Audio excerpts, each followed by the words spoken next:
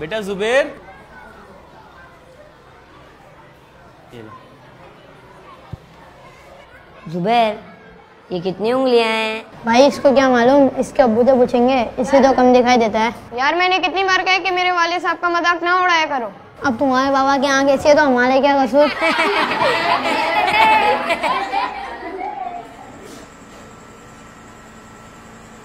अब्बू मैंने आपको कितनी दफा कहा है कि मेरी क्लास की तरफ ना आया करें।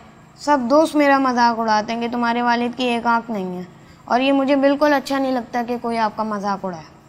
बस इतनी सी बात है। ठीक है बेटा, आइंदा नहीं आएंगे। वालिद ने बेटे की मजबूरी को देखते हुए फैसला किया कि आइंदा वो उसके दोस्तों के सामने उसके रूबरू जाने से गुरेज करेंगे। लेकिन जैसे जैसे वक्त आगे बढ़ रहा था, जुबैर जिंदगी में कामयाबियां हासिल करता जा रहा था। उसका ये खौफ बढ़ता जा रहा था कि उसके वालिद की वजह से लोग मजाक न उड़ाएं। जुबैर जिंदगी में कामयाबियां समेटता हुआ जब शादीशुदा जिंदगी की तरफ जाने का सोचने लगा, तो बाप की कुजी उसके लिए एहसास कमतरी का बायस बनती जा रही थी, जिसके बाद उसने शादी से कबल ही बाप से अलहदगी का फैसला किया। खैरत बेटा, कहीं जा रहे हैं क्या? जी। कुछ बताया भी नहीं है, यूं ही चुपचाप। जिंदगी के सफर की शुरुआत है, अभी मुझे बहुत कुछ करना है, शादी करनी है, इसलिए मैंने फैसला किया है कि मैं अलग रहूंगा। आपको किसी चीज़ की ज़रूरत हो तो बता दीजिएगा। नहीं बेटा, मुझे आपकी कामयाबी चाहिए, जहां भी रहें आप खुश रहें। जुबैर ने वालिद से अलहदगी के बाद शादी कर ली। कुदरत ने उसे औलाद की नेमत से नवाजा। उसके पास घर, बीवी, बच्चे सब कुछ था। वो नफ्सियाती तौर पर बाप के बगैर जिंदगी को कबूल कर चुका था। लेकिन उसका वालिद अक्सर व बेशतर दूर से ही सही, लेकिन अपने बेटे को देखता, पोते पोतियों को देखता और खुश होता। वक्त गुजर गया। एक रोज उसके वालिद ने सोचा कि वो बेटे से मिले और अपनी जमा पूंजी उसके हवाले कर दे, और वो वहां जा पहुंचा। जाओ बेटा, दरवाजा खोलो, देखो कौन है।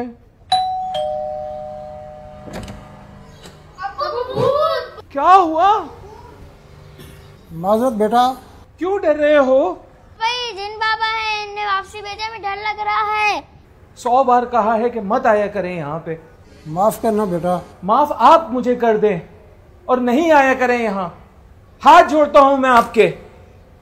दिल ना दुखाना कभी भी इनका, इनकी रिज़ा में रब की रिज़ा है। थक गया, आओ थोड़ी देर आराम कर लेते हैं। बाबा आपके साथ कितना मजा आता है। हाँ, बाबा साथ हो तो मजा तो आता है। लेकिन बाबा आपके बाबा तो आपके साथ नहीं है, तो आप कैसे मजा आते हैं? मजा तो नहीं आता, लेकिन कभी कभार कोई मजबूरी। कैसी मजबूरी बाबा?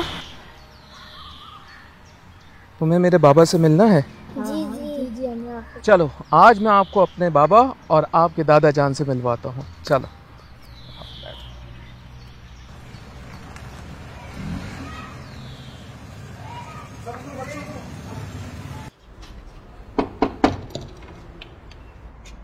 बाबा, मेरा मतलब है शरीफ साहब हैं घर पे? तुम जुबैर हो ना? शरीफ साहब का इंतकाल हुए तो 6 माह हो गए। क्या कह रहे हैं? जो है वही कह रहा हूँ। उन्होंने मकान के कागजात और एक खत दिया था और कहा था कि कभी तुम आओ तो ये मैं तुम्हें दे दूँ, वरना ये घर किसी मस्जिद को डोनेट कर देना। आइए मैं आपको फाइल दे दूँ। तेरी उंगली थाम के चलता था,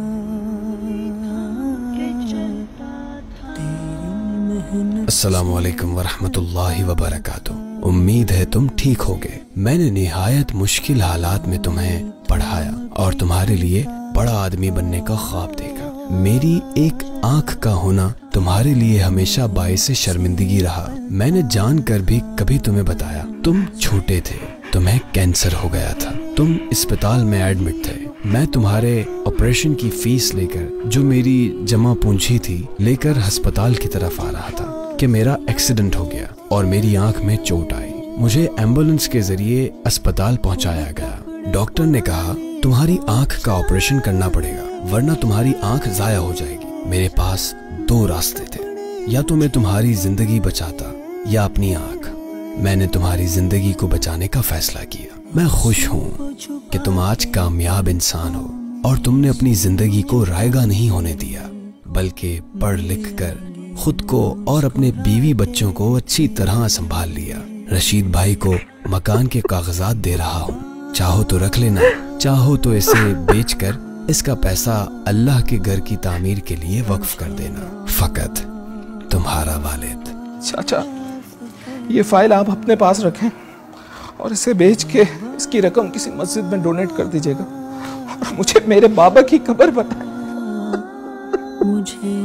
दूसरों का मजाक उड़ाना हमारा मामूल बनता रहा है, जबकि कुरान मजीद फुरकान हमीद में अल्लाह ताला ने इरशाद फरमाया, मर्द दूसरे मर्दों पर ना हंसें, हो सकता है कि वो उन हंसने वालों से बेहतर हों, और ना औरतें दूसरे औरतों पर हंसें, हो सकता है कि वो उन हंसने वालियों से बेहतर हों, और आपस में किसी को ताना ना दो। जबकि वालिदैन की इताअत और हुकूक के बारे में तो कुरान और हदीस में मुतअद्दिद बार कहा गया, और तुम्हारे रब ने हुक्म फरमाया कि उसके सिवा किसी की इबादत ना करो और माँ बाप के साथ अच्छा सलूक करो।